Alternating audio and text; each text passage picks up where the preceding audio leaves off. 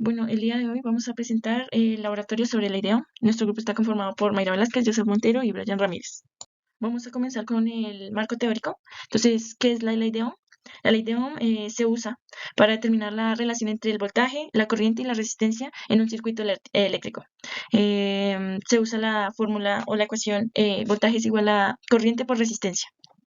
El voltaje está dado por los voltios, la corriente por los amperios y la resistencia por los ohmios. ¿Qué es el voltaje? El voltaje se define como la magnitud encargada de establecer la diferenciación de potencial eléctrico que existe entre dos puntos. En su definición más técnica, el voltaje consiste en el trabajo que ejerce una unidad de carga eléctrica en una partícula de un campo eléctrico determinado. ¿Qué es resistencia?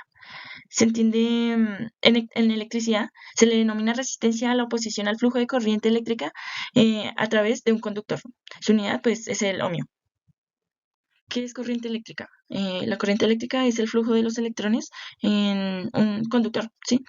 A esta se le aplica un voltaje externo como una batería. Circuitos en serie y en paralelo. En un circuito en serie, el voltaje se divide entre los componentes, mientras que la corriente es la misma en todos los componentes. En un circuito en paralelo, la corriente se divide entre los componentes, mientras que el voltaje es el mismo en todos los componentes. Un circuito en serie es como el que vemos en la imagen inferior derecha. Como se ve en la imagen, pues ahí está el circuito en serie y el circuito en paralelo.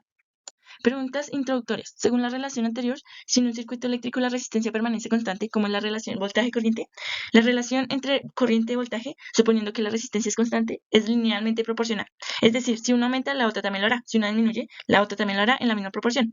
Como vemos en la imagen de abajo, en este circuito tenemos 10 voltios, ¿sí? Lo que queremos hacer es hallar la corriente eléctrica en el segundo circuito, ¿no?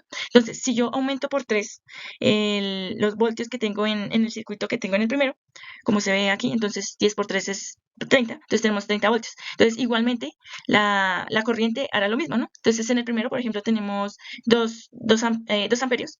Entonces, si multiplicamos 2 por 3, eso nos da 6 amperios. A eso se quiere referir. Entonces, basándonos en el argumento, si calculo que el circuito 2 tiene un voltaje de 30 voltios, 3 veces más que el primero, entonces la corriente será 3 veces más que la primera, 6 amperios. Si el voltaje total del circuito se duplica, ¿qué pasa con la corriente? La corriente también se duplica ya que es linealmente proporcional al voltaje, que representa la pendiente del gráfico voltaje versus corriente. Entonces, según la teoría de física, decimos que la resistencia es igual a la razón entre el voltaje dividido, bueno, la razón entre el voltaje y la corriente eléctrica, ¿sí? Entonces, la pendiente se daría por la diferencia de voltaje dividido la diferencia de la corriente, ¿no? Entonces, vamos a tomar en la gráfica de la derecha 2 puntos. Uno va a ser, bueno, 2 amperios en este caso y 600 voltios, ¿sí? Y el otro punto sería 8 amperios y 2400 voltios, ¿sí? Eso nos va a dar tanto la corriente inicial y la corriente final y el voltaje inicial y el voltaje final, ¿sí? Entonces reemplazamos estos datos en la fórmula que tenemos ahí. Eso nos va a dar 1800 dividido entre 6, ¿sí? Que son 300. Entonces, esa cantidad nos va a dar la resistencia. Entonces, la pendiente termina siendo la resistencia. Indique cuál es la diferencia entre resistividad y resistencia eléctrica. Entonces, la resistividad es una propiedad intrínseca de un material que se describe su capacidad para oponerse al flujo de corriente eléctrica. Depende del material en cuestión y de su temperatura. Resistencia eléctrica. La resistencia eléctrica es la medida de la oposición que un componente ofrece al flujo de corriente eléctrica y se mide en ohmio. Depende de la resistividad del material, la longitud y la sección transversal del componente. La resistencia se mide con esa ecuación que tenemos ahí. ¿Okay? ¿Qué es y cómo se utiliza el código de colores en las resistencias? Bueno, primero, ¿qué es el código de color? Sí, estos códigos se utilizan para medir la resistencia de las resistencias, ¿sí? Para lo cual es fundamental tener un sistema marcado, es decir, un código para poder calcular e identificar con precisión. Bueno, por ejemplo, en la imagen tenemos una resistencia de 4 bandas. La primera nos va a dar un número, ¿sí? Y la segunda también nos va a dar un número. La tercera banda nos va a dar un multiplicador. O sea, tenemos, por ejemplo, el azul, ¿sí? En la primera banda tenemos el azul que es el 6. En la segunda banda tenemos el 2. Entonces ya tenemos un 62. En la tercera banda tenemos un verde. Entonces, el de 62 lo vamos a multiplicar por 100.000 ohmios, ¿sí? Lo vamos a multiplicar por 100.000. La última banda va a decirnos la tolerancia. Digamos que hay un nivel de error, ¿sí? Entonces, por ejemplo, si es dorada, ¿sí? O bueno, o color oro, va a tener más o menos 29, ¿sí? O sea, puede ser, de lo que tenemos, puede ser, o sea, le restamos o 29 o le sumamos 29. ¿A qué se puede atribuir el calentamiento de los conductores y la resistencia? Normalmente es por el efecto Joule. Cuando una corriente eléctrica fluye a través de un conductor que tiene una resistencia eléctrica, parte de la energía eléctrica se convierte en energía térmica, debido a la fricción que experimentan los electrones al moverse a través del material, lo que disipa la energía en forma de calor. Actividad 1, la idea 1. Entonces, en la actividad 1 vamos a construir un circuito eléctrico simple en la aplicación de Pinet, como se va a ver a continuación. Bueno, lo primero que se nos pide es hacer la construcción de un circuito simple con dos baterías en serie, de esta manera. Aquí ponemos el cable, vamos a colocar un amperímetro en serie, igualmente, aquí, una resistencia, de esta manera, por acá, otro cable,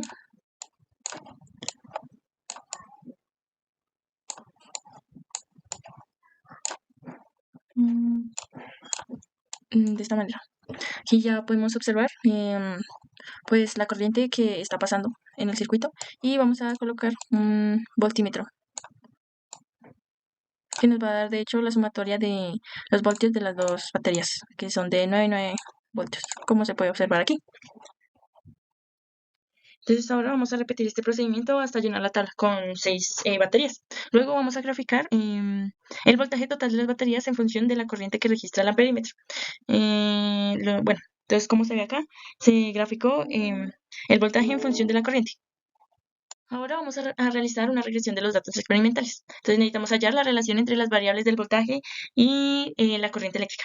Usando la ecuación que nos da el gráfico en Excel, que es y igual a 0.1 por x, tenemos que la corriente es la variable dependiente en este caso, y x va a representar todos los valores del voltaje obtenidos. Si reemplazamos x por los valores del voltaje, obtendremos la respectiva corriente, sosteniendo el argumento que la corriente es directamente proporcional al voltaje.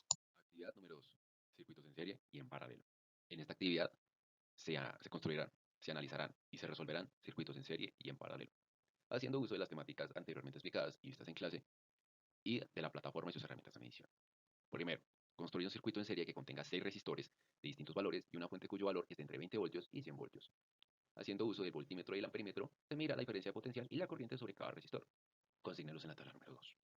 En esta diapositiva podemos ver una imagen del circuito en cuestión, el cual cumple con todas las especificaciones anteriormente mencionadas. Debajo de esta imagen podemos ver la tabla número 2, la cual contiene los valores de resistencia, corriente y voltaje del circuito anteriormente visto. Segundo, a partir de los valores del circuito, realice los cálculos para determinar los valores de corriente y diferencia de potencial sobre cada resistencia utilizada.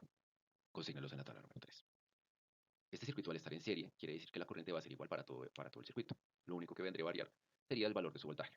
Por lo tanto, haremos uso de la siguiente fórmula, la cual es voltaje es igual a resistencia por corriente. Los valores obtenidos de este mismo los podemos ver en la tabla número 3, la cual está debajo del planteamiento de este segundo punto. Tercero, compare los resultados obtenidos en la tabla número 3 con los de la tabla número 2. Como pudimos observar en la diapositiva anterior, ambas tablas tienen resultados demasiado similares. ¿Esto qué nos quiere decir? Quiere decir que el circuito cumple la ley de Ohm, ya que la corriente se mantiene constante y su voltaje varía dependiendo del valor de la resistencia.